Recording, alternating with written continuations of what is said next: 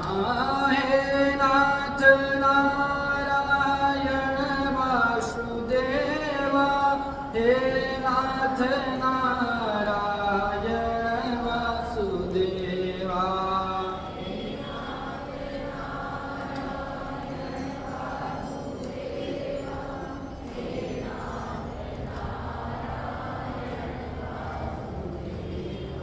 श्री कृष्ण गोविंद हरे मुरारी, हे नाथ नारायण वासुदेवा।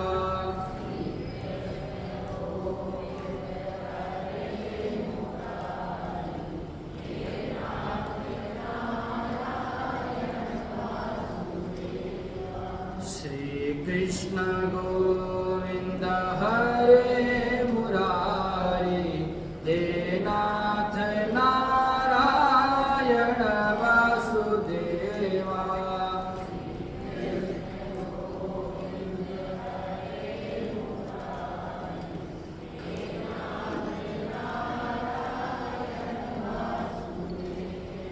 बोलिए सच्चिदानंद भगवान की, श्री काशी विश्वनाथ भगवान की, सियावर रामचंद्र भगवान की, श्री राधा कृष्ण भगवान की, जगजननी जगदम्बे मैया की, अनंत बलवंत श्री हनुमान जी महाराज की, महर्षि श्री वाल्मीकि जी महाराज की, कली पावनावतार गोस्वामी श्री तुलसीदास जी महाराज की, श्री सद्गुरुदेव भगवान की, सत्य सनातन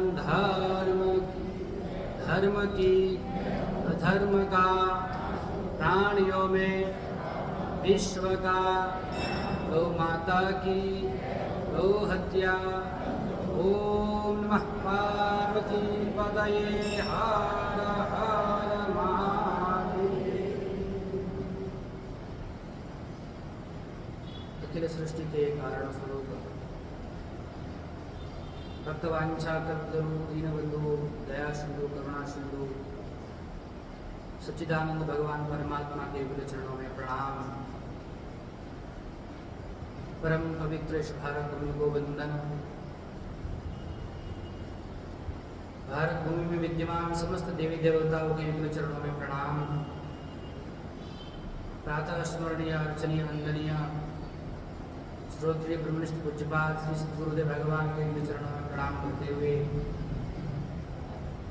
राजस्थान की पावन धारा में अवस्थित परम धार्मिक नगर ब्यावर के मध्य परम पवित्र श्री गीता वन के अधिष्ठात्री देवता श्री राधा कृष्ण भगवान के चरण समिति में ब्रह्मांडाधिनायक कौशल्यानंद वर्धन राघवेंद्र सरकार के दिव्य मंगलमय शब्द ब्रह्म रूपी वांग्मय स्वरूप श्रीमद रामचरितमानस ग्रंथराज का पावन आश्रय लेकर इस मानव तन को सार्थक करने के लिए मानव जीवन का सर्वोत्कृष्ट फल सत्संग प्राप्त करने को समुपस्थित समस्त श्रद्धामयी मातृशक्ति धर्मानुरागी भक्तजन सज्जन गीता भवन के समस्त न्यासीगण बाल गोपाल आप सबके हृदय रूपी अंतःकरण में विराजमान परब्रह्म परमात्मा को प्रणाम। जय श्री राम। बहुत ही सुंदर दिवस परम पवित्र एकादशी का यह पावन दिवस और परम पवित्र चातुर्मासिक अनुष्ठान के दिव्य क्रम में हम लोग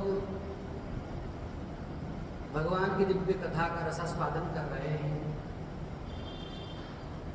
एकादशी का यह परम पवित्र दिवस ठाकुर जी को बहुत ही प्रिय है। एकादशी का तात्पर्य भी यही होता है कि हम शनै शनै परमपिता परमात्मा के नजदीक जाएं। कैसे जाएं? एकादशी का उपवास करते हैं हम लोग। और उपवास का तात्पर्य क्या है? उप अर्थात समीप, वास अर्थात रहना, समीप निवास करना अर्थात समीप रहना। तो समीप कैसे रहेंगे? तो जिस प्रकार से एकादशी अर्थात 11 है, एकादशी का क्या होता है? 11।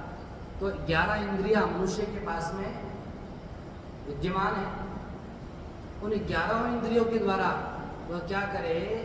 अपने जीवन में समस्त प्रकार से सत्कर्म, सद्धर्म का ही आश्रय ले, सदाचरण करे, सदविचार करे, सद्भावना रखे और क्या करे? सद्कार्य करे। तो जितनी इंद्रियां हैं, ये समस्त इंद्रियों के माध्यम से क्या किया जाता है? इनका संयम किया जाता है। संयमित करके इनको एक लक्ष्य में केंद्रित करना कि परमात्मा के निकट रहे। ऐसा नहीं कि एकादशी को महाराज जब तक एकादश पकवान नहीं होंगे तब तक एकादशी होने वाली ही। आजकल तो ऐसा हो जाता है, तो वो एकादशी नहीं हुई क्योंकि हम लोगों ने विकल्प ढूंढ लिया। ये तो बात है ना, विकल्प नहीं ढूंढना, संकल्प करना है कि एकादशी करनी है। भाई आपकी अवस्था है, परिस्थिति है, शरीर नहीं चलता है तो उसके अनुसार थोड़ा ले लेना चाहिए, लेकिन अन्न का तो ग्रहण करना नहीं चाहिए। फलाहार में कुछ ले लो तो विकल्प ढूंढ लिया। बोले व्रत है तो व्रत में क्या करें? कहते अन्न नहीं खा सकते महाराज, अन्न नहीं खा सकते तो फलाहार में भगवान ने कमी थोड़ी की है। अनेक प्रकार के राजगीरे का हलवा, सिंगाड़े का हलवा, न जाने क्या क्या हलवा बनते हैं। तो बढ़िया से जितना द्वादशी को नहीं खाते या सामान्य दिनों में नहीं खाते हैं उतना एकादशी का बढ़िया से व्रत हो जाता है। उसको हम क्या कहते हैं? व्रत किया। अच्छा, किसी के घर भी जाएंगे तो महाराज भोजन, आज तो व्रत है, तो व्रत तो क्या हलवा चले? बोला हलवा भोजन चले, व्रत है। तो इस प्रकार से व्रत ठीक नहीं है। जितना आप सह सकते हैं, जितना आपका शरीर साथ देता है उतना करना चाहिए। ऐसा भी नहीं कि महाराज ने कह दिया तो महाराज आज से कुछ खाएंगे नहीं और कल के दिन द्वादशी देख ही नहीं पाओ तो फिर महाराज को दोष। और जब महाराज आपने एकादशी का कहा हम द्वादशी के दर्शन कर नहीं पाए तो बड़ा मुश्किल हो जाएगा। इसीलिए बड़ा सोच समझ करके अपने विवेक का प्रयोग करके करना चाहिए हर चीज़। परमात्मा ने इसीलिए क्या दिया है? विवेक दिया है। इसलिए विवेक को क्या करना है? उपयोग करना है। तो परम पवित्र भाव से एकादशी की बहुत बहुत शुभकामनाएं आपको। भगवान की कृपा से आपका मन परमात्मा में लगे, आध्यात्मिक वृद्धि हो, भक्ति में आपका मन निरंतर लगता रहे। इस परम पवित्र दिवस पर हम लोग भगवान शिव के दिव्य शिव विवाह का रसास्वादन कर रहे थे, जिस चरित्र का श्रवण कर रहे थे। कल बड़ा सुंदर और दिव्य ढंग से हम लोगों ने इस कथा को श्रवण किया कि भगवान शिव संपूर्ण अपनी बारात को लेकर के, अपनी टोली को लेकर के, अपने जितने गण हैं, भगवान के जितने रुद्र गण हैं, भूत प्रेत पिशाच, सब गणों के साथ में भगवान शिव बारात में आए। और आकर के वहाँ के लोग तो चकित रह ही गए कि महाराज ये भूत प्रेत तो बिना बुलाए आ गए, अब कहाँ जाए। सब लोग परेशान हो गए थे, भाग रहे थे इधर उधर। और जब भगवान शिव आए, भगवान शिव की आरती के लिए माता मैना आई। माता मैना ने देखा तो भगवान शिव का वह भयंकर विकट वेश देख करके, स्वरूप देख करके माता भयभीत हो गई, डर गई। और जो हाथ में आरती की थाली थी, दीपक, चंदन, जल का कलश, सब छूट गया और दौड़ के अंदर चली गई। सब सखिया जो मंगल गान कर रही थी, अब जो है पहले सुर में गा रही थी, अब असुर में गाने लग गई, सब गालियां देने लग गई बढ़िया से कि कैसा जो है दूल्हा आपने देखा है अपनी पुत्री की। अनेक प्रकार के वचनों को कहने लगे। इधर भगवान शिव तो आनंद में है, शांतम शाश्वतम, आनंद पूर्वक खड़े हैं। सब लोग, सब जितने भगवान के गण थे, सभी ने कहा वो अपमान हो गया है। भगवान ने कहा कोई अपमान नहीं हुआ है, हमारे ससुराल की यही रीति है, यही प्रीति है, यहाँ ऐसे ही होता है, इसलिए इसका आनंद लो। भगवान आनंद में मग्न है। और उधर माता मैना जो है, नाम क्या है? मैना, अर्थात मैं ना, मैं नहीं। तो इससे क्या अर्थ हुआ? मैना के घर में ही पार्वती आती है। अर्थात जब समाज में व्यक्ति आता है, तो समाज में व्यक्ति आकर के सदैव अपने आप को ही क्या कहता है, मैं ही सर्वश्रेष्ठ हूँ, मैं ही हूँ, वो हो गया। और जो कहते हैं मैं नहीं हूँ, परमात्मा ने किया, वो कहते हैं मैना। तो ऐसे लोगों के घर में साक्षात माता पार्वती आती है मैना के घर में। तो मैना का तात्पर्य जैसे विवाह करके कोई स्त्री गई तो उसकी स्थिति क्या होती है। प्रारंभ में विवाह करके गई तो सबसे पहले तो कहती है पति देवता को कि आप ही आप, अर्थात तू ही तू है और कोई नहीं है, मतलब आप ही सब कुछ, आप जो करेंगे वही चलेगा। और बाद में जो दूसरी बार मायके जाकर के आती है फिर कहते तू और मैं, दो लोग बस, बाकी घर में कोई। और जब तीसरी बार आती है तो तू मैं हो जाता, फिर लड़ाई झगड़ा हो जाता है। इसलिए क्या कहते हैं, मैं ना था तो मैं नहीं, इस भाव को लेकर के जीवन में जियोगे, अहंकार शून्य होकर के जियोगे तो सारे के सारे संबंध क्या है, आपके समाज में जुड़े रहेंगे। तो जो मैना माता है अपने पुत्र को लेकर के गोद में लेकर के बैठ गई, प्रलाप करने लगी, बहुत दुखी हुई, विधाता को दोष देने लगी अनेक प्रकार से। और जो दूसरी सखियां थी उन सखियों ने आकर के कहा कि आपने अपने पुत्री को इसलिए तपस्या में लगाया था, इसकी ऐसे वर के लिए इतनी कठोर साधना कराई, तो कहा ये बताओ ये वर बताया किसने आपको, इस वर का पता किसने दिया। तो माता को याद आया किसने बताया था, नारद जी महाराज ने बताया था।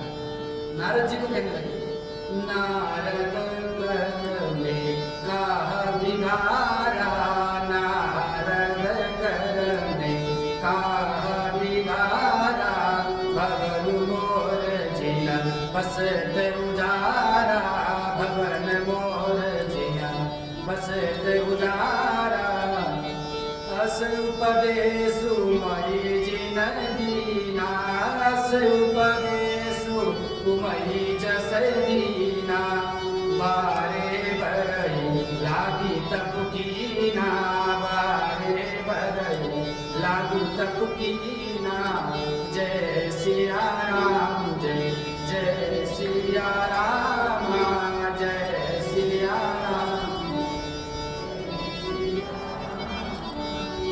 जब सखियों ने कहा कि ऐसे वर का पता किसने बताया, तब माता को याद आया ये तो नारद जी ने बताया। तब नारद जी के ऊपर सारा का सारा क्रोध उतर गया, सबसे अधिक क्रोधित हुई नारद जी को। हे नारद, अरे मैंने आपका क्या बिगाड़ किया था, आपने मेरे साथ ऐसा अन्याय क्यों किया। अरे आपने मेरी पुत्री को ऐसे वर की साधना में लगाया, ऐसा उपदेश दिया, जिस वर को देख करके मैं ही डर गई हूँ, तो मेरे पुत्री का क्या हाल होगा। खूब नारद को वचन सुनाने लगी, साचे भून के मोहन माया, साचे भून के मोहन माया, उदासीन धनुधाम न जाया, उदासीन धनुधाम न जाया, घर पर घर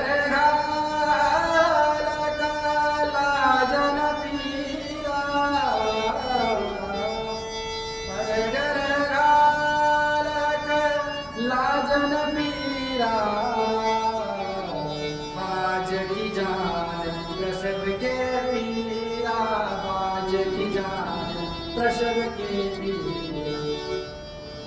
का सत्य ही कहा है कि नारद जी महाराज के कोई मोह नहीं, कोई माया नहीं है, कोई घर नहीं है, कोई निवास नहीं इनके, न कोई स्त्री है, न परिवार है। तो ये क्या समझे परिवार होता क्या है, ये तो स्वयं उदासीन है, इनके पास में कुछ भी नहीं महाराज। और इसीलिए ये दूसरों के घर उजाड़ने में लगे हुए हैं, जैसे मेरा घर उजाड़ा। महाराज, जिस स्त्री को पुत्र प्राप्ति नहीं होती है वो प्रसव की पीड़ा क्या जानती है, उसे नहीं पता कि प्रसव में कितनी पीड़ा होती है। इसलिए नारद जी को नहीं पता है कि मुझे कितनी पीड़ा हुई है अपने पुत्री का इस प्रकार का वर देखकर। ये नारद जी ने बहुत बड़ा बिगाड़ किया। खूब सुनाने लगी नारद जी को कि एक इस प्रकार नारद जी ने मेरी कोमल सुंदर सहज स्वभाव वाली पुत्री का इस प्रकार क्या क्या मार्गदर्शन किया कि उनकी तपस्या में लग गई, उनकी साधना में लग गई। जब अनेक प्रकार से अपने गुरुदेव को कटु वचन कहते सुन रही माता पार्वती, तो माता पार्वती ने कहा गुरु निंदा सुनेगी केवल। ये माता पार्वती शिक्षा दे रही, आपके गुरु की भी कोई निंदा करता है महाराज, या तो उस व्यक्ति को जवाब दो या फिर वहां से उठ करके चले जाओ। इष्ट निंदा, गुरु निंदा, साधन निंदा बिल्कुल कभी सहन नहीं करना चाहिए। माता पार्वती ने कहा कि मैया, ये तो विधाता ने जो लिखा है वही होना है, ये मेरे गुरु का दोष नहीं है। उन्होंने तो मुझे अच्छे कर्म में लगाया, साधना में लगाया, मार्गदर्शन दिया। अब आप उनको दोष मत दीजिए, आप उनको दोष दे करके स्वयं को कलंकित मत करिए। क्यों? अच्छा आप ये बताओ, आपके जीवन में कोई घटना घट रही है तो आप किसी को दोष दे करके उसको बदल सकते हैं क्या? परिवर्तन कर सकते हैं किसी को? तो ये साक्षात विधाता ने मेरे भाग्य में लिखा है, मेरे जीवन में लिखा है, इसलिए मैं इसको बदल नहीं सकती हूँ और नहीं आप बदल सकती हो। कर्म लिखा जो बाबुर ना हो, तो कत दोष लगाई काहू, तुम सन मिटई की विधि के अंगा, मातु व्यर्थ जनी लेहु कलंका। कि मैया, आपके कहने से जो विधि का विधान है, विधाता ने जो लिख दिया है, ये विधान मिटने वाला नहीं है। इसलिए आप न तो चिंता करिए और न ही किसी को दोष दे करके सारा कलंक अपने ऊपर लीजिए। क्योंकि हम समाज में किसी व्यक्ति को दोष देते हैं तो अपने को ही कलंक लगता है। जिस व्यक्ति ने कुछ किया नहीं है उसको सहज ही हम क्रोधित होकर के आवेश में आकर के दूसरे को दोष देने लगते हैं। कैसे? जैसे समाज में कुछ लोग होते हैं अगुवाई करने वाले। क्या होते हैं? अगुवाई करने वाले। जैसे आपके परिवार में विवाह कराना बेटी का, तो कुछ लोग कहते हैं हम सहायता करते हैं। तो समाज के कुछ लोग ऐसे होते हैं जो अगुवाई करते हैं, एक दूसरे को मिलाते हैं। अब विवाह ठीक चल गया महाराज, तो बढ़िया से अगुवाई वाले को जो है धन्यवाद मिलेगा कि कितना बढ़िया आपने जो है विवाह। और कुछ गड़बड़ हो गई तो मैया जब तक 100 वर्ष की होगी तब तक हमेशा गाली देगी, कैसे अगुवाई करने के लिए मेरा विवाह ऐसे व्यक्ति से कराया, आज तक 80 वर्ष हो गए, मैं दुख पा रही हूँ। इससे अच्छा यदि वर मेरे को मिलता तो मैं कम से कम दुख नहीं पाता। तो समाज में इस प्रकार के लोग भी हैं जो अगुवाई करने वाले होते, बेचारे उनको कोई छोड़ता नहीं है। एक तो अच्छा काम करते हैं समाज में और दूसरा जीवन भर वो मैया जब तक धरती पर रहेगी तब तक गाली देती रहेगी। तो नारद जी का भी ये आलू खूब सुनाने लगी और दूसरी सखिया वो पीछे क्यों रहे, बोले कैसा विचित्र आदमी है, आपकी पुत्री को ऐसा भड़का दिया इन्होंने। तो माता पार्वती ने समझाया कि मैया आप जो है इस प्रकार मत कहिए, तो विधि का विधान है। अब इधर दूसरी तरफ क्या हो रहा हमारा, फिर सबने कहा नारद जी को कि अब आप जाइए माता को समझाइए, क्योंकि सब थाली पट करके चली गई है, अब विवाह कैसे होगा, कैसे चलेगा काम। नारद जी ने कहा महाराज अब हम जाने वाले ही नहीं है। क्यों? बोले अब हमारी बात मानेगा कौन, पहले इतना बड़ा झगड़ा हो गया है, अब हम नहीं जाएंगे। तो बोले महाराज भगवान शिव का विवाह, बोले आप जाओ, मेरा काम तो हो गया, मैंने जो करना था। बोले जाऊंगा तो ठीक है, लेकिन मेरे साथ में कोई भेड़ो तब जाओ। बोले ठीक है, किसको? सप्तऋषि को। तो सप्तऋषि को साथ में बैठा, तेहि नारद तेहि अवसर नारद सहिता, और ऋषि शब्द समेत, समाचार सुनि तुहि नगिरी, गगने तुरत। उसी समय नारद जी के साथ में जितने सप्तऋषि थे सबको भेजा और जाकर के नारद जी महाराज ने उनको सब समझाया। सारा प्रसंग था, उस प्रसंग को समझाया और कहने लगे कि ये कौन है साक्षात, हे महीना माता और हे हिमाचल नरेश शैलराज, आप सुनिए, परेशान मत होइए। हिमाचल जी को समझाया और कहा क्या, अजानादि शक्ति विनाशिनी, अजानादि शक्ति विनाशिनी, सदा शंभुवर धंग निवासिनी, सदा शंभुवर धंग निवासिनी, जग संभव पालन लयकारिणी, जग संभव काल लय पालनकारिणी निजीच्छा लीला वपुधारिणी निजीच्छा लीला वपुधारिणी। नारद जी महाराज ने समझाया सप्तर्षियों सहित, हे मैया ये साक्षात अजा है, अनादि आदि शक्ति है जो सदैव भगवान शिव की अर्धांगिनी है, लेकिन अपनी इच्छा से लीला करने के लिए आपके घर में आई है, ये शरीर धारण किया है और साक्षात क्या है, समस्त संसार की सृष्टि करती है, स्थिति और लय करने वाली, संहार करने वाली, पालन करने वाली, सृष्टि करने वाली यही माता जगदम्बा भवानी है। इसलिए आप किसी प्रकार से परेशान मत हो। और समझाया। तब हिमान ने और माता महिला ने कहा, नारद जी आपने पहले क्यों नहीं बताया कि जगदम्बा साक्षात? नारद जी कह रहे मैंने तो पहले बताया आपको। क्या कहा था? यद्यपि अनेक वर जगमाही, यद्यपि अनेक वर जगमाही, यही कहा शिव तज दूसरी नाही, यही कहा शिव तज दूसरी नाही। कहा मैंने तो पहले ही आपको कहा था। क्या कहा था? जब मैं आया था उस समय यह कहा था कि यद्यपि इस संसार में अनेक वर विद्यमान है, लेकिन भगवान शिव के अतिरिक्त इनका कोई वर होने वाला, और भगवान शिव को त्याग करके दूसरे का वरण नहीं करेगी। और दूसरा अर्थ यह है कि यही तजी, अर्थात भगवान शिव ने इनका ही त्याग किया था, वही साक्षात बन करके आपके घर में पार्वती के रूप में आई। इसलिए मैंने आपको पहले भी समझाया, पूरा वृतांत समझाया। क्या कहा? जननी प्रथम दक्ष गृह जाई, नाम सती सुंदर तनु पाई, ताऊ सती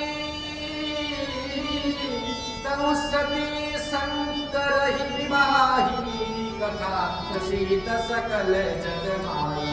जय सिया राम, जय जय सिया राम, जय सिया राम, जय जय सिया राम। बड़ा प्रेम से समझाया कि हे माता महिला, संपूर्ण कथा सुनाई। यही माता सती हैं जो भगवान शिव ने त्याग कर दिया था, दक्ष के ग्रह में उत्पन्न हुई थी और बाद में जाकर के योगाग्नि में प्रवेश किया। और वही माता सती ही आपके घर में पार्वती बन करके आई। इसलिए आप परेशान मत होइए, आप चिंता मत करिए, ये साक्षात भगवान शिव की अर्धांगिनी है, सदैव उनके साथ में रहने वाली है। इसलिए आप इस प्रकार परेशान मत होइए। इधर माता मैना को शेरराज हिमाचल जी को समझाया, सुनकर के बड़े प्रसन्न हुए और उनके जितना दुख था, विषाद था, परेशान थे, सारे का सारा दुख दूर हो गया, सारी समस्याएं दूर हो गई और महाराज आनंदित हो गए। तब मैना बंधु आनंदे, तब मैना बंधु आनंदे, पुनि पुनि पार्वती पद वंदे, पुनि पुनि पार्वती पद वंदे। प्रेम से जाकर के माता पार्वती को प्रणाम किया। अरे आप तो जगत की माता है, हम लोगों ने आपको बड़े कष्ट दिए, क्षमा मांगने लगे। माता पार्वती का भैया आप मेरी मैया है, आप इस प्रकार मत कहिए। बड़े आनंदित हुए और बढ़िया से महाराज समस्त प्रकार से पुनः तैयारी करने लगे। क्योंकि तैयारी क्यों करने लगे वापस? क्योंकि भूत प्रेत जब आए थे, सारे जो बराती आए थे, उस समय जो स्वागत करने वाले लोग थे सब भाग गए थे, उनके हाथी घोड़ा सब और बच्चे सब भाग गए। जब पता चला कि साक्षात ये जगदम्बा है और भगवान शिव जी हैं, तो सबको शैलराज ने समझाया, सबको अपनी अपनी जगह लगाया, बोले अपना अपना काम करो और पकड़ो, तुरंत सेवा में लग जाओ। सब लोग बढ़िया से लगाने लगे सबको सेवा में। और इधर तुरंत महाराज भगवान शंकर तो शैलरूप में बैठे ही है। दूसरी तरफ सब देवताओं ने, भगवान विष्णु ने कहा कि भगवान अब आप सुंदर रूप धारण करिए, क्योंकि इस रूप को देख करके यदि माता डर गई है तो पुत्री का क्या होगा। देव समाज दूर जाकर के दूसरी स्थान पर बैठा, उन्होंने आपातकाल मीटिंग बुला दी।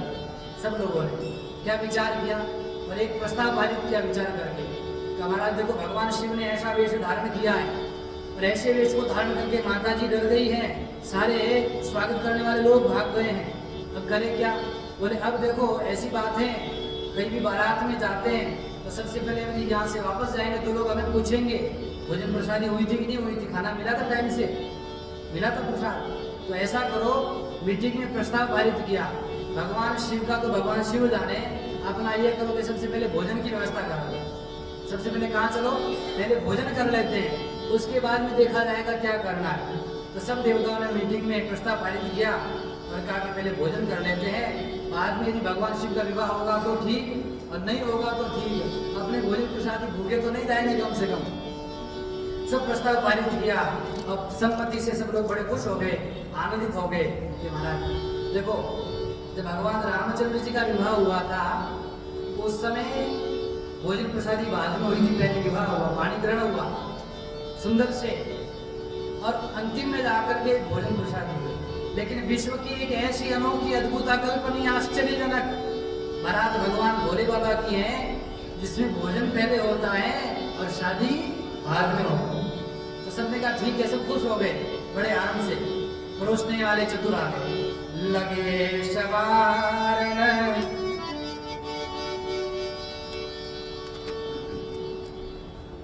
लगे होन हर पुर मंगल गाना, सजे सबई आटक घटनाना, भांति अनेक भई जेवनारा, शुभ शास्त्र जस कछु व्यवहारा, जय सिया राम जय जय सिया राम जय। सोजे बनार की जाई बखानी, जसई भवन जय मातु भवानी, जय सिया राम जय जय सिया राम जय। सादर बोले सकल कराती, विष्णु विरंची देव सब जाति, जय सिया राम जय सिया राम जय।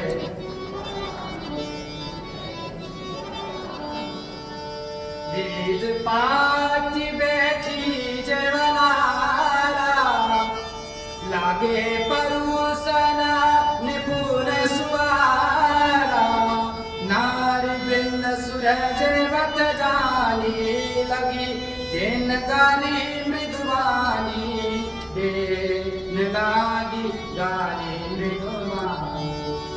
सब देवताओं को बढ़िया से पंक्ति में बैठाया, अनेक प्रकार की पंक्ति बैठी महाराज, एक नहीं अनेक, और चतुर पुरुषकारी करने वाले सारे लोग आए, बढ़िया से पुरुषकारी करने में लगे, अपना अपना कार्य संभालने लगे सब लोग। जैसे ही लोग पुरुषकारी कर रहे थे ऐसी पंक्ति बैठी थी, जैसे यहाँ बैठे थे पंक्ति बैठी और लोग पुरुषकारी करने लगे अपने अपने हिसाब से।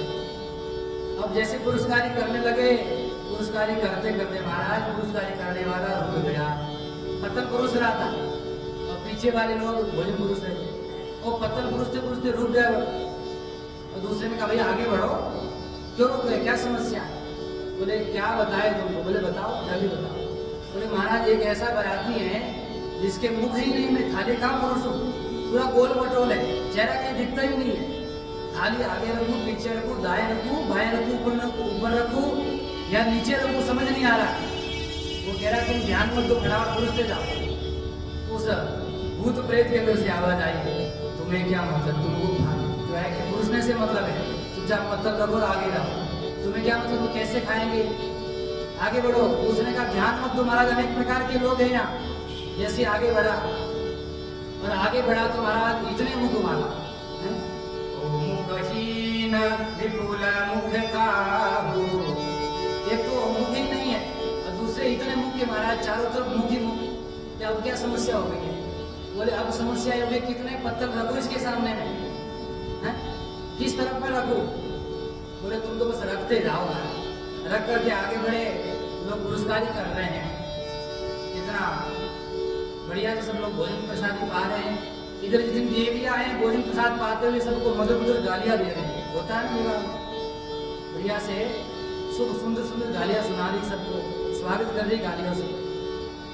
अब बड़ी विशेष बात है कि भगवान शिव के यहाँ मुख की बड़ी महिमा है। इसकी महिमा है मुख की महिमा। महाराज सारा खेला मुख का ही है। किसी कवि ने कहा काहे न मांगता भीख फिरे, घर में रही एक अंधेरा, जो मुख एक ते पुर परे, जो मुख एक ते पुर परे, मुख ही मुख का घर में जमेला, मुख ही मुख का घर में जमेला। सब मुख ही जमेला माना है। भगवान शिव के यहाँ मुख की बड़ी महिमा है। भगवान शिव के परिवार में कितने मुख वाले हैं? कौन कौन लोग हैं? देखो, शीश चढ़े से सानन है, गोद गजानन बैल तबेला, गोद गजानन बैल तबेला। और भगवान शिव को आगे वर्णन आएगा कि पूछेंगे आपके पिता कौन है? तो ब्रह्मा जी को पहले समझाया था कि महाराज आप बड़ी दाढ़ी वाले हैं, पिता जैसे लग रहे हैं। अब भगवान शंकर के पिता के बारे में पूछेंगे तो आप बता देना। पहले से समझा दिया कि बोले हम पिता कैसे? बोले देखो अपना काम बनाना। यदि वहाँ पूछ लिया कि पिता कौन है, यदि नहीं बता पाए तो महाराज झमेला हो जाएगा, मुश्किल हो जाएगी शादी। बोले बिना पिता का दूल्हा है तो इसके पिता ही नहीं है। तो ब्रह्मा जी को समझाया। तो ब्रह्मा जी जब पहले आए थे तो सब लोग समझ गए, अच्छा प्रणाम प्रणाम प्रणाम। आप कौन? बोले हम शंकर जी के पिताजी हैं। अच्छा, तो पिताजी के हाथ में पोथी क्या कर रहे हैं आप? हाथ में वेद पुराण आपके हाथ में, वो क्या लेकर रहे हैं आप? बोले हम पिताजी के साथ में पंडिताई भी करते हैं, विवाह भी कराते हैं, बड़े विद्वान हैं आप। हाँ, खूब विद्वान है। बोले अच्छा अच्छा। तो लोग प्रसन्न हो गए, चलो पिताजी भी है और बड़े विद्वान भी है। तो बड़े इतने बड़े विद्वान भगवान शिव की शादी कराएंगे, बहुत अच्छी बात है। तो भगवान शंकर से पूछेंगे तो पिताजी, तो कहा पिताजी कौन है? चतुरानन बाप पचानन आप। बेटा कैसा तो प्रगति ना करे। तो पिताजी कौन? चतुरानन, 4 मुख ब्रह्मा जी के, और भगवान शंकर के कितने हैं? 5 मुख हैं। चतुरानन बाप पचानन आप। और भगवान शंकर का बेटा एक और है। कौन? वो बेटा कैसा तो प्रगति न करे। तो वो कहते हैं आपके 5 मुख मेरे 6 मुख। षडानन भूत। और चेला कैसा हमारा है? चेला कहते हैं मैं कम नहीं हूँ आपकी बेटी से, मैं 10 मुख वाला हूँ। पचानन बाप, चतुरानन बाप पचानन आप, षडानन पूत और दशानन चेला, षडानन पूत और दशानन चेला। तो बड़ी मुख की यहाँ सारी लीला है। जैसी पत्तल पुरुष की महाराज, वो व्यक्ति पुरस्कार के आगे गया, देवता बढ़िया से पा रहे हैं, और जैसी पुरस्कारी करने के लिए वापस आया तो क्या लीला हुई कि जिस भूत प्रेत के सामने पत्तल रखी थी, पत्तल ही गायब हो गया। तो जो बहुत मुख वाला तो उसके सामने 4-5 पत्तल रखी थी, आकर के देखा पुरस्कारी करने के लिए हलवा पूड़ी मालपुआ रबड़ी है ले जाने क्या क्या सब रखी। तो आकर के देखा कि पुरस्कारी करे तो पत्तल ही खा गए हो, तो अब पुरस्कारी करेगा पत्तल ही चबा गए। बड़ी सुंदर बारात भगवान शिव की आई। अरे आई शिव जी की अद्भुत बारात सखी, आई शिव जी की अद्भुत बारात, आई सखी शिव जी की अद्भुत बारात, आई शिव जी की अद्भुत बारात। व्यंजन विविध देवता पावे, व्यंजन विविध देवता पावे, व्यंजन विविध देवगण पावे। भूत प्रेत पतल चबात, भूत प्रेत पतल चबात, आई शिव जी की अद्भुत बारात। ओ आई शिव जी की अद्भुत बारात सभी, आई शिव जी की अद्भुत बारात। सारे पत्तल ही खा जाए महाराज, अब क्या करें? फिर बार बार पत्तल लाने पड़े। लेके आओ, बोले तुम पत्तल लेके खड़े ही रहो यार, जाओ मत। और पत्तल की कमी तो है नहीं अपने पास। यदि हलवा पूड़ी बाद में है तो पत्तल ही खाने दो इनको, भूत प्रेत सब जलता है। और कौन कौन बारात में? चांद सूरज दो बने बराती, चांद सूरज दो बने बराती, चांद सूरज दो बने बराती। पता नहीं पता नहीं कब दिन और रात शिव जी की आई अद्भुत बारात सखी, शिव जी की आई अद्भुत बारात, ओ आई शिव जी की अद्भुत बारात सखी, आई शिव जी की अद्भुत बारात। अब सब लोग भोजन किए, लोगों ने जिम लिया, बोले दूल्हा भूखा रह जाएगा महाराज, शादी होगी नहीं होगी बाद में होगा, चलो भोले बाबा को भी कुछ जो है भोजन पवा लेंगे, भूखे रहेंगे तो मुश्किल हो जाएगा, अपने ही बाबा दूल्हा जी तो सरकार अपने ही है, तो सोचा चलो भगवान को भी कुछ भोजन पवा दिया जाए, लेकर के गए। मालपुआ मोदक पूरी पुरुष सहित उमंग, मालपुआ मोदक पूरी पुरुष सहित उमंग, देखे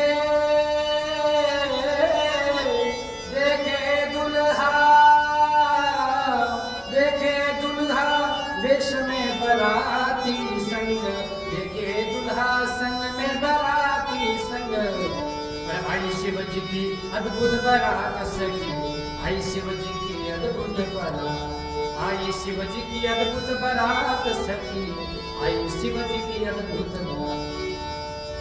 दूल्हा तो एक है, दूल्हे के लिए थाली में भोजन लेकर के गए, तुम्हारा दूल्हे के साथ में बाराती अनेक, एक नहीं, बड़ी उमंग से उत्साह से गए, लेकिन बाराती कौन कौन वो भी सुनो। भगवान शिव का जो श्रृंगार है,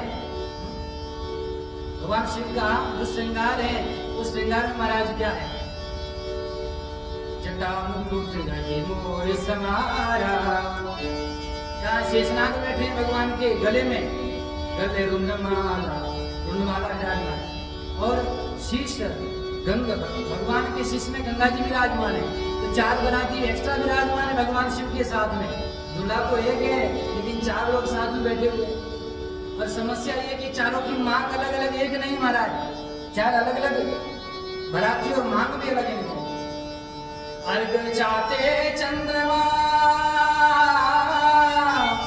ओ अर्घ चाहते चंद्रमा, भेंट मांगते गंग, भेंट मांगती गंग, और भावत दूध भुजंग को, भावत दूध भुजंग को, भोला के प्रिय गंग, आई शिव जी की अद्भुत बारात सखी, आई शिव जी की अद्भुत बारात, ओ आई शिव जी की अद्भुत बारात सखी, आई शिव जी की अद्भुत बारात।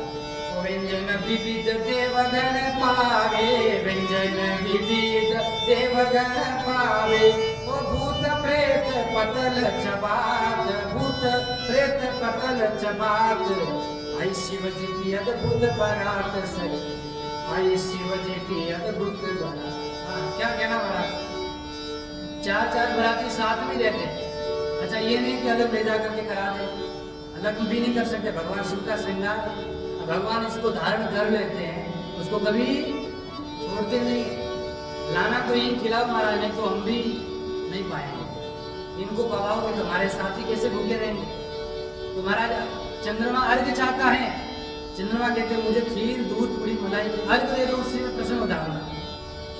और पतित पावनी भागीरथी माँ गंगा क्या चाहिए, भेंट दो उनको माता गंगा जी को बढ़िया से, जो सुंदर भेंट दो, और बढ़िया से गले में विराजमान है शेषनाग भुजंग, वे कहते महाराज वो दूध ले आओ, हमारे जो है मालपुआ खाया नहीं जाएगा, दांत तो नहीं हमारे हैं, रबड़ी तो खा नहीं सकेंगे महाराज, अटक जाएंगे, दूध ले आओ, दूध बढ़िया से। तो भगवान शिव को क्या है, प्रिय भंग, हमारा प्रिय भंग, तो ये मत समझना कि भोले बाबा को भंग चढ़ा के खुद भंग पीने लग जाओ, आजकल दुष्प्रचार बड़ा हो गया है, इसको भी थोड़ा समझ लो। देखो संसार की जितनी वस्तुएं, उपयोगी वस्तुएं जो संसार के सब लोग ले लेते हैं, सब लोग पा लेते हैं, लेकिन जो अनुपयोगी हैं, जिनको कोई स्वीकार नहीं करता हमारा, तो उन सबको कौन स्वीकार करते हैं, हमारे भोले बाबा। इसलिए तो भोले, जो कुछ ले लो महाराज सब स्वीकार कर लेंगे, यहाँ तक कि विष कौन पान करना चाहेगा बताओ। समुद्र मंथन हुआ, उसमें विष सबसे पहले निकला, तो सबने कहा महाराज हम नहीं लेंगे। भगवान ने कहा कोई बात नहीं, जो कोई नहीं लेगा, जिसको कोई स्वीकार नहीं करता है, उसको मेरे पास ले आऊंगा। चंद्रमा को कोल्ड हो गया था, कोई बचाने वाला नहीं था। भगवान शिव ने कहा मेरे पास आ जाओ, मैं बचाऊंगा। माता गंगा को धारण करने का सामर्थ्य किसी का नहीं था। पृथ्वी पर आएगी महाराज स्वर्गलोक से तो क्या होगा, पाताल में चली जाएगी। कौन धारण करेगा? भगवान शिव ने कहा मेरे पास गया। और नागराज देवता बोले महाराज ये बड़े विषैले हैं, इनको दूर रखो। भगवान शिव ने कहा हमारे पास धतूरा, बताओ धतूरा किसको अच्छा लगता है, कौन खाता? तो सारे जितने विषैले हैं, कहने का तात्पर्य संसार में जो अनुपयोगी चीजें या विषैले पदार्थ हैं, भगवान शिव कहते मेरे पास ले आओ, मैं इनको जो है शमन करूंगा, तुम्हारा किसी का सामर्थ्य नहीं है। तो ऐसा मत करना कि भगवान शिव भंग पीते हैं तो हम भी भंग पी करके महाराज क्या हो जाए, अगर धंग हो जाए और पागल होकर के नाच लग जाए, बिल्कुल नहीं। भगवान शिव ने तो विष भी पिया था। तुम पी करके देखा हो एक बूंद विष का तो पता चले भगवान शिव के पक्के चेले हो, चेले मानते हो ना, दोनों चेले। इसलिए जो भगवान करे वह नहीं करना चाहिए, परंतु भगवान जो करने के लिए कहे वही करना चाहिए, है ना। कहते भगवान कृष्ण ने क्या उठाया था, गोवर्धन उठाया, तो उठा के देखा हुआ, उठा सकते हो क्या? नहीं। तो भगवान कृष्ण, लोग क्या कहते, भगवान कृष्ण चोरी करते थे माखन की, हम भी चोरी करेंगे। तो भगवान कृष्ण ने गोवर्धन उठाया, राक्षसों का वध किया। तो जो परमात्मा का सामर्थ्य, वो सामर्थ्य हमारे पास नहीं है, इसलिए देखा देखी करना नहीं। भगवान कृष्ण ने जो कहा वह करना, और जो करना ही नहीं देखा देखी, तो भगवान रामचंद्र जी ने जो किया है, मर्यादा का पालन करना है तो भगवान रामचंद्र जी से, और जो वचन मानना है तो भगवान कृष्ण का मानो। तो इस प्रकार से भगवान शिव के साथ में कितने बाराती हैं? 4 बाराती है। चारों बारातियों को भिन्न भिन्न चाहिए। अब बढ़िया से अब आया और सनी सनी तैयारी हो गई, सब लोग आनंद से भोजन पानी कर रहे हैं। भोजन करने के बाद में माताएं सुंदर गीत गा रही हैं।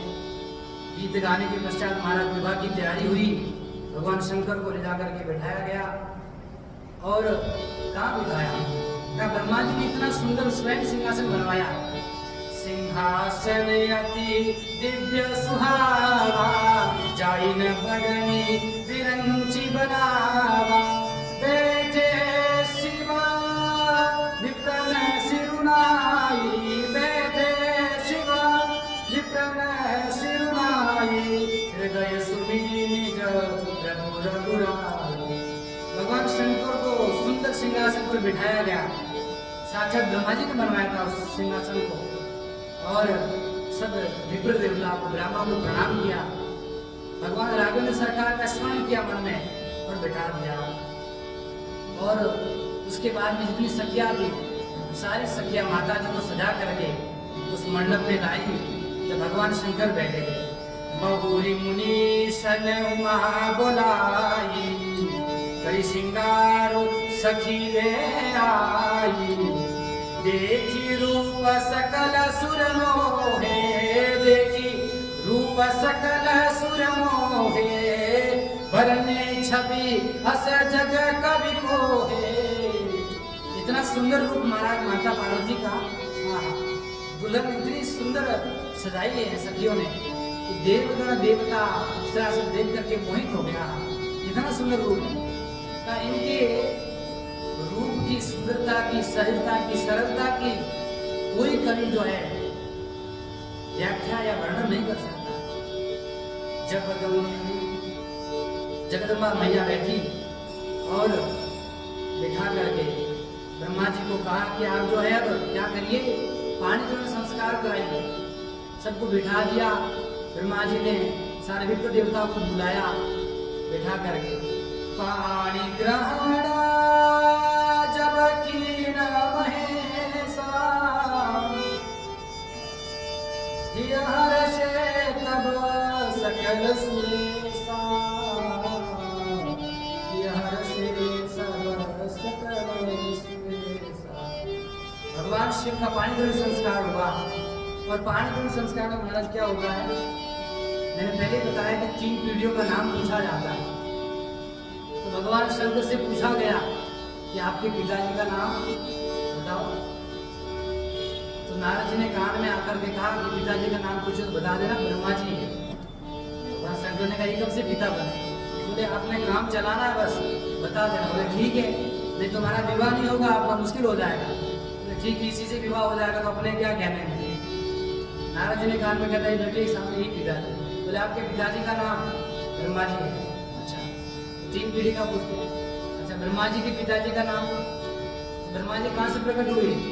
भगवान विष्णु के नाभि कमल से, जो नाभि से कमल प्रकट हुआ ना ब्रह्मा जी आए, तो उनके पिताजी का नाम विष्णु है। अच्छा, अब तीसरी पीढ़ी किसका बताए महाराज? तो है ही नहीं।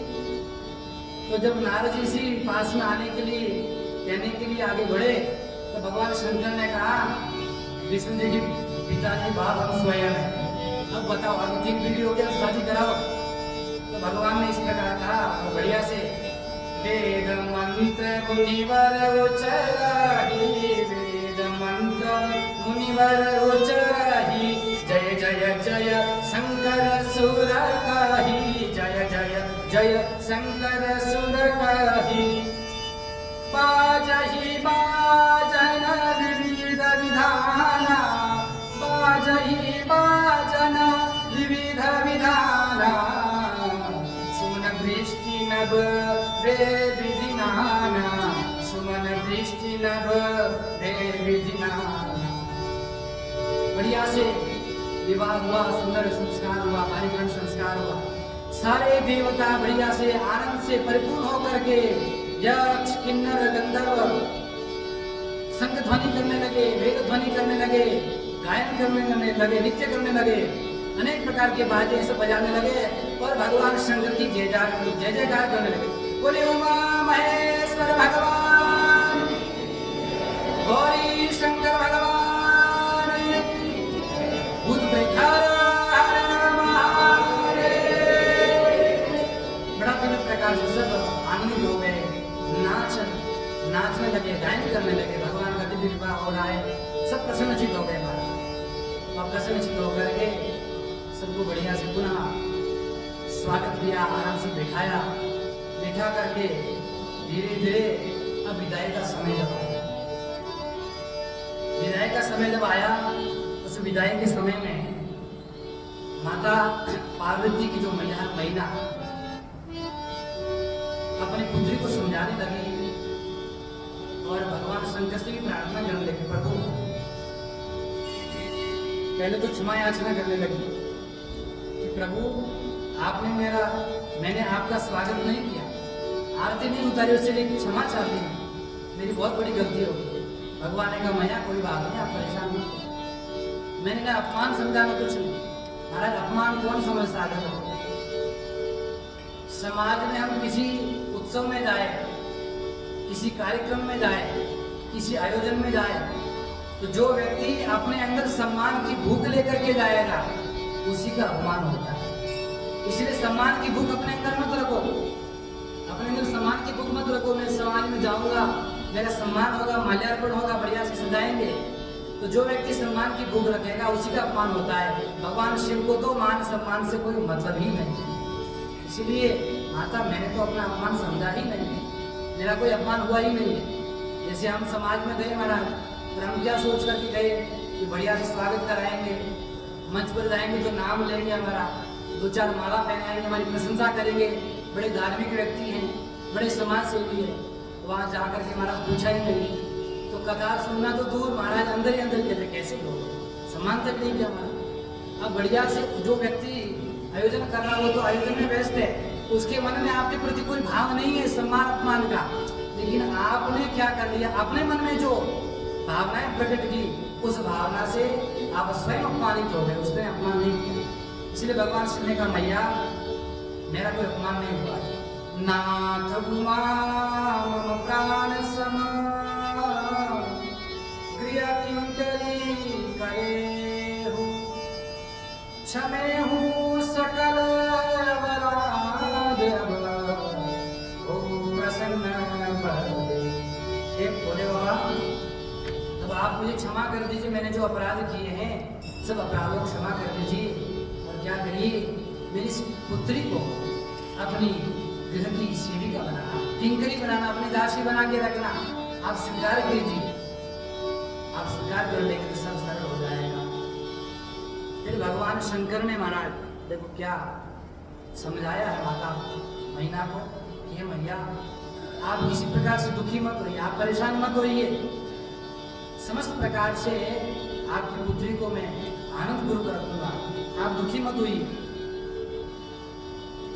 अब जब भगवान शिव ने हिमाचल को और माता मैना को समझाया, उसके बाद में अब माता का क्या कर्तव्य बनता अपनी पुत्री के प्रति, विवाह होता है ना, उसमें माता को क्या सीख देनी चाहिए अपनी पुत्री के प्रति, ये शिक्षा माता मैना हमें दे दे कि पुत्री को ऐसी शिक्षा दो आज आकर के सारा घर संभाले। ऐसी शिक्षा मत दो कि महाराज वो घर भी उजाड़े और ये घर भी उजाड़े। माताओं की बड़ी महत्वपूर्ण भूमिका है, हाँ सबसे महत्वपूर्ण भूमिका माताओं की है।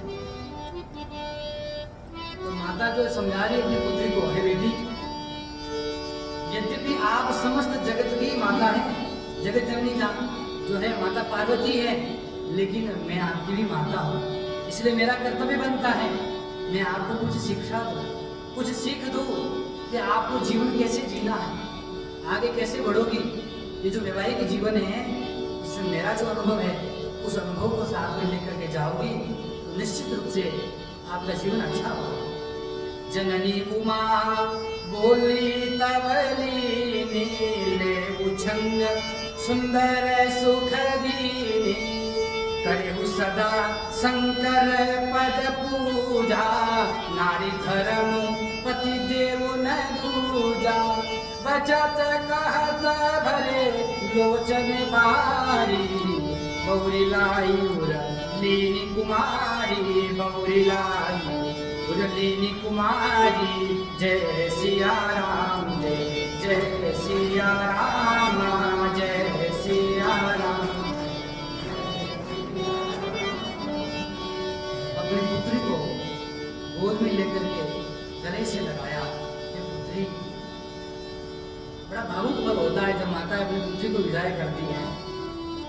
इस पुत्री को महाराज 20 वर्ष 22 वर्ष अपने पास में रखा, सदैव उसके हित अनहित का ध्यान रखा, सुख दुख का ध्यान रखा, अथवा पुत्री ने आपके सुख दुख का ध्यान रखा, उसमें विदाई हो रही तो माता को कितना दुख होता, भावुकपन है। तो नेत्र अश्रुपात हो रहा, फिर भी मैया समझा रही है, पुत्री आपको मैं एक सीख दे रही हूँ, जिस घर में जा रही हो उस घर का ध्यान रखना, और जहाँ जिसके साथ में जा रही हो अब आपके ये पति ही सब कुछ है। नारी का यही परम पवित्र धर्म है, अपने पति को ही सब कुछ मानना, वही मित्र है, वही माता, वही पिता, वही शत्रु, सब कुछ जो भी मानना हमारा, सब प्रकार से पति के साथ में सब व्यवहार करना, दूसरे को सुख दुख सुनाना मत, सारे सब कुछ साझा करना है, सुख दुख तो अपने पति के साथ में। और नारी का परम पवित्र धर्म यह है कि पति की आज्ञा का पालन करना, सदैव पति की आज्ञा में रहना, मर्यादा में रहना, दूसरा कोई धर्म नहीं। यहाँ पर एक बात कही, करे उस सदा शंकर पद पूजा, सदैव भगवान शंकर की चरणों की पूजा करना। इसका ये मतलब नहीं कि हमेशा हमारा चंदन तिलक लेकर के चरण पूजा कर लो और पूजा करके घर से बाहर चले जाओ। इसका तात्पर्य यह है कि सदैव पति के आचरण के अनुकूल रहना, वहां की मर्यादा के अनुकूल रहना, यही पूजा है कि पति के वचनों को मानना। यही तो है, मर्यादा में रहोगे तो वो सबसे बड़ी पूजा है।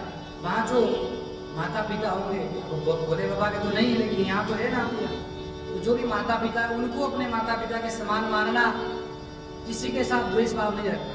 और सबसे बड़ी माताओं से ये निवेदन है मेरा कि जब पुत्री ससुराल जाए तो बार बार फोन मत लिया करो, हाँ बार बार फोन करके मत पूछना कि ठीक है कि नहीं है, सासू कैसा करी डांट रही है, अच्छा डांटा मेरी पुत्री को डांटा, अभी रुको तो घर आने में बताती हूँ, छोड़ करके आ जा, तो महाराज अपना भी बिगड़ेगा और उधर का भी बिगड़ेगा। इसलिए पुत्री को समझाना, बेटा जिस प्रकार से मुझे माता पिता समझा है उसी प्रकार प्रेम माँ देना। क्योंकि कई बार पुत्री क्या सोचती है, पुत्री यह सोचती जो दूसरी बहू आई है वह मेरी माता पिता की सेवा कर रही कि नहीं कर रही, तो उसको माता पिता की चिंता होती है। बोले जितनी माता पिता की चिंता मायके में करती हो उतनी माता पिता की चिंता यदि ससुराल में कर लिया तो सबका घर संवर जाएगा। अच्छा, बड़ी विशेष बात यह कि वो सोचती है मेरे भाई की जो बहू आएगी ना वो मेरे माता पिता की सेवा नहीं करेगी, तो महाराज जी से घर में गई हो, वो भी तो सोचेंगे कि आप भी जो है इधर माता पिता की सेवा ना करके उधर ध्यान दो। तो ध्यान तो एक ही जगह लगाना चाहिए, बार बार मायके प्रारंभ में नहीं जाना चाहिए, क्योंकि मायके जाने से आप छोटे मोटे दुख माता पिता को कहोगे। माता पिता को यदि छोटे मोटे दुख कहते भी हैं तो माता पिता को समझाना, बेटा जब 2000 बर्तन होते हैं खटपट दो, संसार में ऐसा कोई ग्रस्त नहीं है ना खटपट नहीं होती हो। बेटा देखो तुम्हारे पिता में और मेरे में खटपट नहीं होती है, बात होती कि नहीं होती है? ले होती है। तो इसीलिए किसी प्रकार अपने मन को दुखी ना करे और वहीं को अपना समझ करके एक घर को नहीं दोनों घर को संभालने का कार्य कौन करती है? बेटियां करती हैं। आपने अच्छे संस्कार दिए हैं, तुम्हारा वही अच्छे संस्कार 2 घरों को बनाते हैं, एक तो यहाँ पर जा रही वहां पर भी बनाते हैं और जहाँ विवाह होता है। इसलिए माताओं के पास बहुत बड़ी जिम्मेदारी होती है, समाज को सुधारने का कार्य माताओं के पास बड़ा महत्वपूर्ण है। बच्चों को प्रारंभ काल से अच्छे संस्कार देना, शिक्षा देना, बढ़िया से संभाल करके रखना, तो वो समाज में जब बालक बड़ा होगा तो संस्कार उसमें रहे तो समाज भी सुधरेगा। समाज को सुधारना तो सबसे पहले घर को सुधारो। जिसको आपका यदि घर सुधरेगा तो परिवार सुधरेगा, परिवार सुधरेगा तो समाज सुधरेगा, समाज सुधरेगा तो गांव सुधरेगा, गांव से तहसील, तहसील से जिला, जिला से राज्य और राज्य से महाराज संपूर्ण राष्ट्र सुधरता है। इसलिए परिवार को सुधारने का कार्य करना है तो अपने घर से करना चाहिए। दूसरों में दोष देखने से सुधार नहीं होता है, परंतु अपने दोष मिटाने से सुधार होता है। इसलिए सने सने धीरे धीरे कोई दूसरा भी आपको कहे तो अपने दोषों को धीरे धीरे सुधारे। माता पार्वती ने बहुत शिक्षा दी कि अपने पति धर्म का, पातिव्रत्य धर्म का पालन करना। बेटी किसी प्रकार से पति को दुख नहीं देना, ससुराल में बड़े आनंद से रहना और पराधीन सपने सुख नहीं। इस प्रकार से कहा कि दूसरों के अधीन रहकर के सुख नहीं होता है, होता है परतंत्र किसी की किराए के घर में भी रहो तो महाराज अनेक प्रकार के झंझट होते हैं। लेकिन कहा कि स्त्री को इस प्रकार बनाया विधाता ने कि दूसरे के घर जाना ही पड़ता है। परमात्मा की सृष्टि ऐसी है।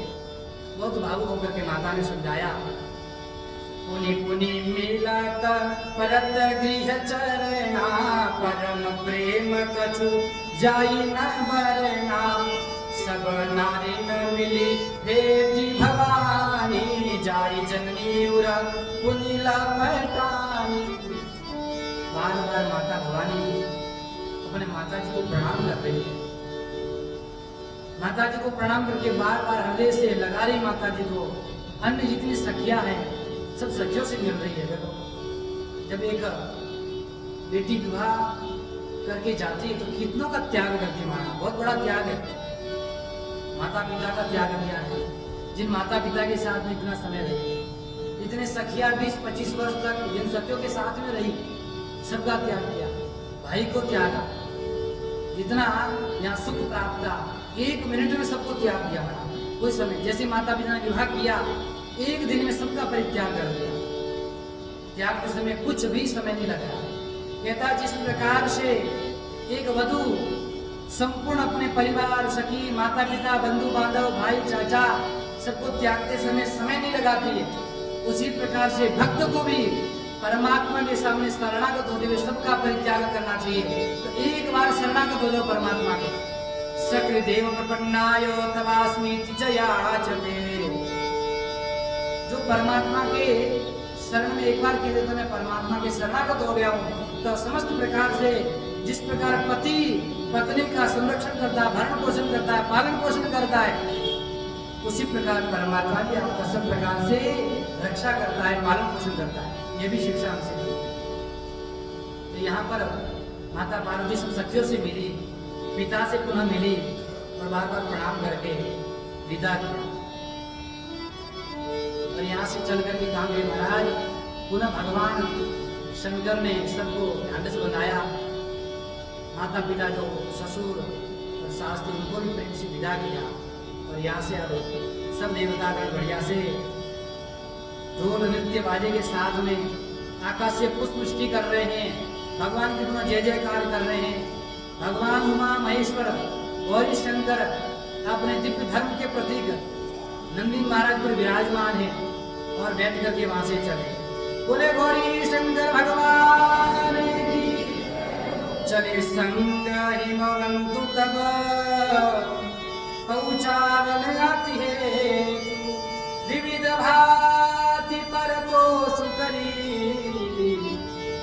विदा कीन कृष्ण। भगवान शंकर को विदा किया और इधर शैलराज पर्वत पुनः अपने घर में आए। जितने सगे संबंधी आए थे सारे के सारे पर्वतों को बुलाया था, जितने पर्वत थे सबको बुलाया था, सरोवरों को बुलाया था, सबको आदर दिया, प्रेम दिया, विनय से सबको विदा किया। तुरंत भवन आए गिरिराई, सकल शैल सर लिए बोलाई, आदर दान विनय बहुमाना, सब कर विदा की नहीं माना। जब शंभु कैलाश आए, सुर सब निज निज लोक सिधाए, जगत मातु पितु शंभु भवानी, जय सिंगारन कबू बताए। भगवान भोलेनाथ माता पार्वती के साथ में दृश्यराज के ऊपर विराजमान होकर के कैलाश आ गए और कैलाश में आकर के सारे देवताओं ने भगवान की स्तुति की, वंदना की और प्रणाम करके सब लोग कहाँ चले गए, अपने अपने लोक को चले गए। और भगवान वहाँ बैठे बढ़िया से और माता पार्वती के साथ में उस कैलाश के दिव्य स्थान पर बैठे। कुछ समय बाद महाराज भगवान बैठे, माता पार्वती रही और कुछ समय बीतने के बाद परम पवित्र भगवान के पुत्र के रूप में श्री कार्तिकेय भगवान प्रकट हुए शरणानंद, और प्रकट होकर के भगवान शिव ने शिक्षा दीक्षा उनको दी और बड़े होकर के जो उस समय अत्यंत भयानक आतंकवादी कौन, महाराक्षस तारकासुर, जिसके आतंक से सारा समाज तीनों लोग कांपते थे, परेशान थे। भगवान शंकर के दिव्य कार्तिकेय महाराज को देवताओं का नायक बनाया गया, सेना नायक बनाया और सेना नायक बना करके कार्तिकेय के दिव्य प्रकार से महाराज जिस आतंक से आतंकित समस्त संसार था, उस संसार में उस तारकासुर का क्या करते हैं, वध करते हैं। तब जान में उसटे बदन कुमारा, कारहु असुर समर जहि मारा, अगम निगम प्रसिद्ध पुराना, सनमुख जन्म सकल जहि जाना। परम पवित्र भाव से देवताओं के नायक बने और असुर का क्या कर दिया, संहार कर दिया। बोले कार्तिकेय महाराज की। समस्त संसार से महाराज आतंक समाप्त हो गया। और गोस्वामी जी कह रहे हैं ऐसे परम पवित्र भाव से कार्तिकेय की महाराज की महिमा को सारा जग जानता है। परम पुरुषार्थी है, परम तपस्वी है, परम विरक्त शिरोमणि है। इनकी महिमा को मैं क्या ही बताऊं, इसीलिए समस्त संसार जानता है। और कुछ समय बाद भगवान शंकर और माता पार्वती कैलाश पर बैठते हैं। गोस्वामी जी कहते हैं जो इस परम पवित्र माता पार्वती और भगवान शंकर के विवाह का श्रवण करता है, ज्ञान करता है, पाठ करता है, उसके समस्त जीवन में मंगल ही मंगल होता है। जय उमा शंभु विवाहु जे नर, नारी कही जे गावही, कल्याण काज विवाह मंगल सर्वदा सुख पावहि। समस्त प्रकार से उसके जीवन में क्या होता है, सुख ही सुख होता है। इस प्रकार राक्षस का वध हुआ और बड़ा आनंद प्रकार से, सब दिव्य प्रकार से सब देवता प्रसन्न हो गए, आनंदित हो गए। माता उमा पार्वती और भगवान शंकर बैठे हैं, कहाँ, कैलाश में बैठे हैं। याज्ञवल्क्य ऋषि कहते हैं हे भरद्वाज मुनि, भगवान के दिव्य विवाह चरित्र का मैंने आपको कथन किया, अब आगे सुनो क्या होता है कि भगवान शंकर कैलाश पर्वत पर विराजमान है। उस कैलाश पर्वत पर विराजमान होकर के उस कैलाश की दिव्य लीला का वर्णन सुनो। कैसा कैलाश है, बड़ा दिव्य है।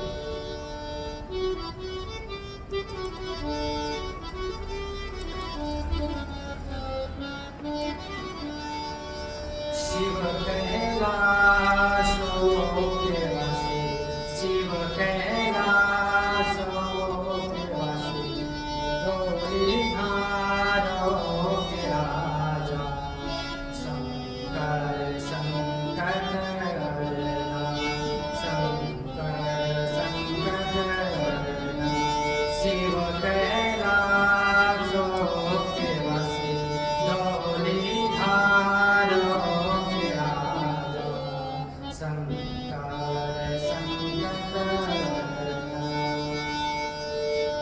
तेरे कैलाशों का अंत न पाया, तेरे कैलाशों का अंत न पाया, अंत बेअंत तेरी माया है भोले बाबा, अंत बेअंत तेरी माया।